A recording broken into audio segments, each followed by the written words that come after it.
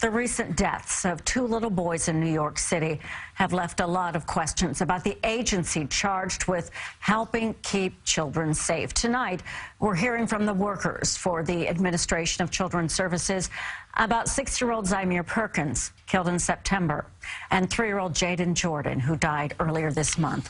CBS 2's Hazel Sanchez spoke with the case and social workers earlier today. They had a lot to say. Hazel. Yes, they did. Dana, the Social and Caseworkers Union says its members are currently handling about 54,000 children's cases all across the 5 boroughs. They say they are understaffed, overworked, underpaid, and they're asking for the city to stop playing the blame game and help them do their job. For 10 years, caseworker Tricia Vandecruz has been on the front lines for the Administration for Children's Services. It's scary. It's scary not knowing what is going to be on the other side of the door. She says the recent deaths of Zymir Perkins and Jaden Jordan hit her hard, and she's not alone. When we hear a child has lost his life, it hurts all of us. 3 ACS workers were fired in the wake of Perkins' death. The union representing them says those workers were scapegoats. I mean, they're entitled to due process. And as far as I'm going on that, okay? That's what our job. Our job is to protect their rights and make sure the due process is handed out. And that's what we're going to do.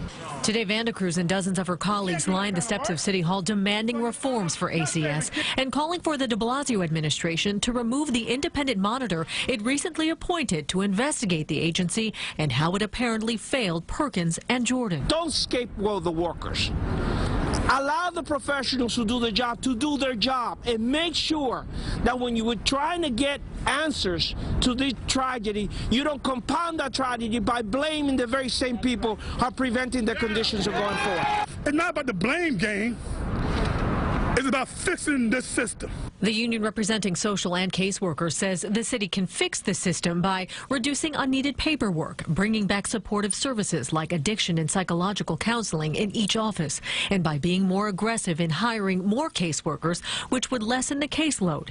Each worker handles an average of 10 cases each, a daunting task that often causes employees to quit. And it quickly becomes overwhelming, and then a lot of people think that they're able to do ACS, and then the first time they go to somebody's home and you spend 15 minutes being cursed out by somebody before you can even address the issues, they say this is not for me.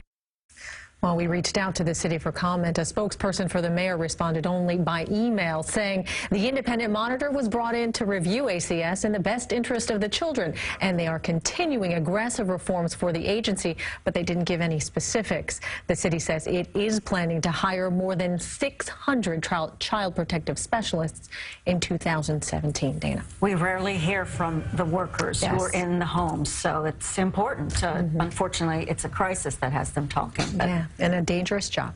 Yes. Thank you, Hazel.